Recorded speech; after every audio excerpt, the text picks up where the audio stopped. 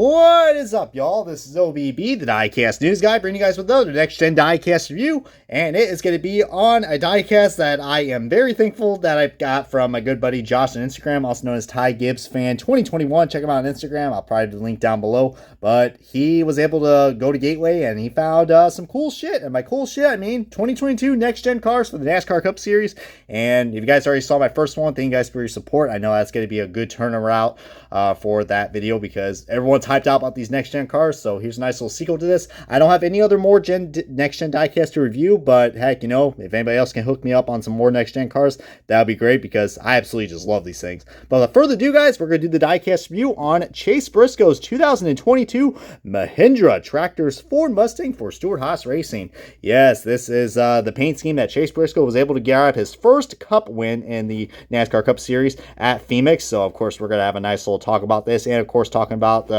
a paint scheme that I think I say is going to be very familiar for a lot of Tony Stewart fans out in the comments. But without further ado, guys, and here's a nice little look at the box right here. I must say the box is not too bad. It could be a little bit better, but I do like that they added next gen in 2022, so that's pretty cool. I guess it's good for the collectors out there who collect these things every year like myself. But without further ado and no more introductions out of the way, let's go ahead and kick off this diecast review and the official unboxing of Chase Briscoe's 2022 Mahindra Tractors Ford Mustang for Stewart-Haas Racing.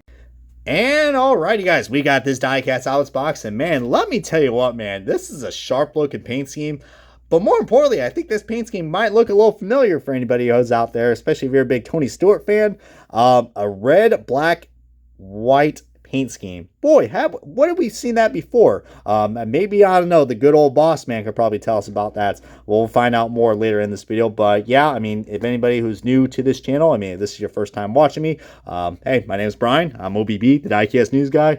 And yeah, I review diecast. And this is a 2022 car. So I know a lot of people will be like, alrighty, if you guys didn't see my Blaney review, I mean, what you guys think of my first impressions of these things? These things are a lot more lighter. As you guys can tell on the bottom, we do got to the rear diffuser. And yeah, this thing is, I know a lot of people will be like, oh my god, what happened to the detail? Well, this is how the actual cars look like, guys. These things are flat. I mean, clearly, if you didn't see the Coco 600 with Chris Buescher going up in the air, everybody saw the flat end of this SOB. But yeah, pretty cool product we got right here, guys. I like the colors, the red, black, and white. I mean, those are my channel colors after all, so of course you know I'm going to like this. But a brand new sponsor, guys. We got ourselves some Mahindra tractors, so it's pretty cool. We got a tractor sponsor. I mean, heck, you know, every time I think of tractors, I think of John Deere, so that's pretty cool. We got ourselves a tractor sponsorship, Mahindra. But yeah, really, really interesting, guys. We do got some nice little details going on right here. I mean, these are all decals right here, but I think this is these are all the hood outlets and the hood air vents that we got right here. Of course, this is all decals, not actually, you know, these are not actually, you know, like imprinted into the mold itself, because that would probably cause a lot of decal warping. So yeah, take notes, Greenlight, because Greenlight unfortunately has those issues. But there's the Ford Mustang grill right here, and the tiny number 14. I mean, that thing is so tiny, it's actually so cute. But I said it once with the Ryan Blaney car, and I'll say it again, I love the front end of these Fords, man. These things just look so cool, and they look so menacing. And you see the nice curvature we got right there, and we got ourselves a paint chip. So yay, that is a quality moment right there from Lionel. So yeah, quality control at its finest. Sharpie could probably fix that, but yeah. Lionel back at it with the paint chips. So how about that, y'all? I could say, god dang it, Lionel, but I'm just too excited about these next gen cars. So, you know, call me a hypocrite, I don't care, I'm excited. But here is the black version of the rims, guys, and let me tell you what, the black looks a lot better, and I mean a lot better than the chrome. I mean, I'll probably go ahead and showcase you guys how much better these look. I mean, here's the chrome rim and here's the black rim. I mean, people are probably gonna be indifferent and be like, oh yeah, I like the black version a lot more, or I like the chrome version better. Wherever you like, guys, it's toward your advantage, but I think the black looks a lot more better. It just looks more, I don't know, it just looks like it's supposed to be there. It's supposed to be there. But of course, you know, I did mention this in my Ryan Blaney review. I mean, there's two things that I do got to point out that I know people are going to point out, be like, these things aren't perfect. And heck, no diecast is going to be perfect, no matter how much we, you know, I don't want to say complain, but, you know, give our opinions on. We do got the giant spoiler, but heck, and looks like we do got a paint chip right there. So another Lionel moment. Thank you, Lionel. But yeah, the giant ass spoiler with rivets, so that's pretty cool that we got, you know, the rivet details. But I said it once, I'll say it again. Lionel will be updating the spoiler later down the year, and the ride height, hopefully they will address that. If not, then it's not a total loss. I mean, I've seen worse things than, you know, ride height before. So, but these things look cool, guys. And you got, you know, the black side skirts with the exhaust ports and the cutout right there, which looks pretty cool. It's like a nice 90-degree cutout. Just makes this thing look just mean and edgy and just, I don't know, man, it looks cool. Number placement, this paint scheme actually works really well with the number placement, guys, because you can see where the Mahindra tractor is kind of cut off right there. It's just all black, and then we got like different gradients of red. I was nervous about this car because you know how Lionel is with the gradients, but the red on this looks pretty cool, guys. It's like a nice bright, red, like maybe like a candy apple red or a little bit darker red, if you know what I mean. But we do got a little outline shadow right there on the 14. Let me tell you what, man, if you cover this part up, you can easily mistake this for a Tony Stewart car. I mean, this thing has so much resemblance on it. It's not even funny. We got gear wrench, and we got Chase Briscoe's a little name up on top, and we do got the updated window banner as well, so that's pretty cool, because that's how it's supposed to actually be. But I know some of the early releases that we got are going to have, you know, the old configuration of the window banners with just, what was it, with the two logos and the driver in the middle. So we got Briscoe's name right there, and we got the tiny spoiler. Oh, not yet, that's a tiny spoiler. Yeah, look at me, I don't even know my terminology. I call myself an NASCAR fan, damn it. But that is the roof, so nice job. You don't even know where roofs are, damn it. But we got ourselves a tiny roof and a very narrow spoiler. There I go again, guys. I keep saying spoiler, but that is actually the decklet. And you called it, and I call myself a car guy. God dang it. But look at this, guys. They were able even to, I just like how the sponsors are laid out on this, guys. I mean, Stewart-Haas Racing did a good job with the number placement. I mean, usually you'll see a lot of things that are crammed, but they did a good job with how they place their sponsors, guys. You got a cutout right here for High Point with the gradient red, and then we got, you know, the Mobile One, Haas of One here, and then they were able to even include Rush Truck Center. Somehow they were able to fit it in this tiny quarter panel, guys. I still can't believe how tiny these quarter panels are, man. These things are insane. So glad we didn't go with the quarter panel numbers, because these things would look they would have looked bad. I mean, you thought the numbers looked bad on the rear. Oh my god, could you imagine quarter panel numbers? Yeah, that wouldn't be possible unless it'd be tiny like what we see on the front. Could you imagine that? So I actually am kind of liking the number placement now. I mean, do I love it? No, but I like it. It's not as bad as what people are saying it is to be. I mean, everyone's kind of like numb to it now. But we got 4 performance Rush Truck Centers, and we got a little tail light, or I don't know, I guess you call that like a marker light, but it's a decal light.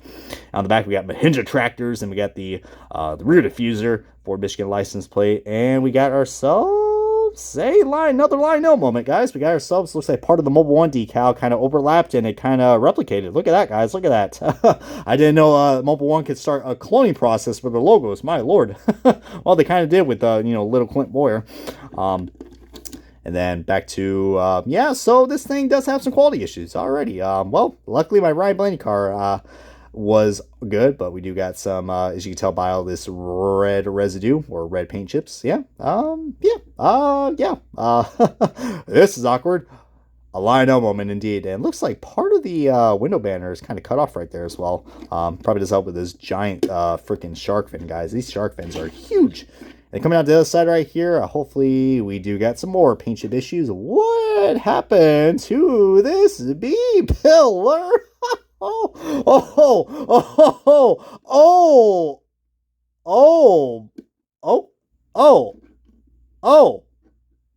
Okay. So yeah, a paint chip just fell off. And we got more here. The D, oh my god, this is a murder scene. Holy Christ. Oh man, just when I thought I had hope for Lionel Racing, and they left me with this.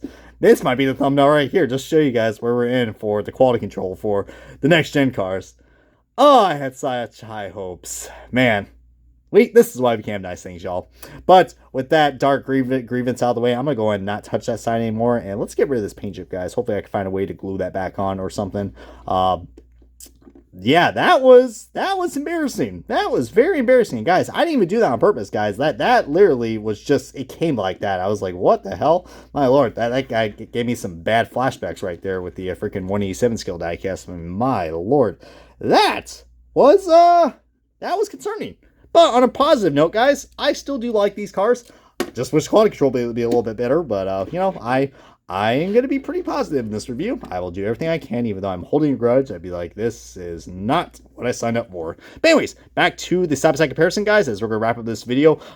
This is definitely, I think, the part I think a lot of people are going to be looking forward to, the side-by-side comparisons. I'm going to do everything I can to showcase you guys.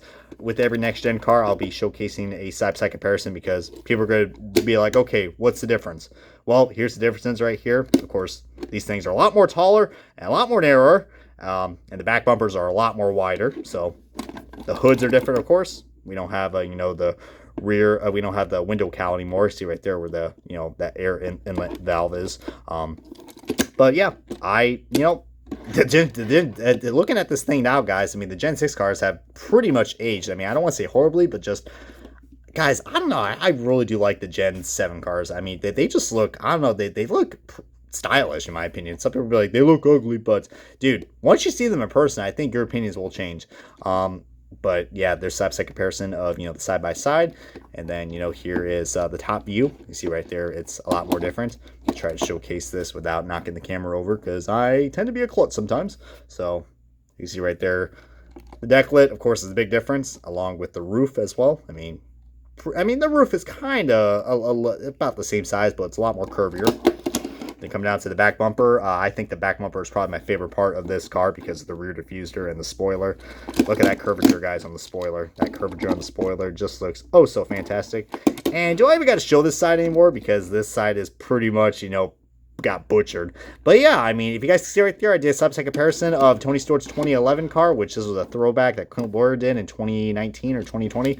So yeah, that was cool. They were able to bring back these colors, and it kind of worked well because Chase Briscoe got his first win at Phoenix. So that's pretty nice. I mean, I'm sure a lot of people are going to probably make customs of this car, and maybe we'll probably get this car in a NASCAR Authentics review. But yeah, that's all I got to say about this car, guys. Hope you guys enjoyed it. And yeah, that was I cannot believe that just happened, guys, with that fail that we had from Lionel with this. I mean, hopefully that's just a one-time thing, but knowing them, we'll see what happens. But this is going to wrap up the diecast review of Chase Briscoe's 2022 Mahindra Tractors Ford Mustang for Storehouse Racing. Hit my subscribe, and this has been OBB. Hope you guys have a wonderful day, and thank you guys so much for watching these next-gen reviews. Until we get more on the way, guys, stay tuned, and I'll be back in the review station very soon for y'all.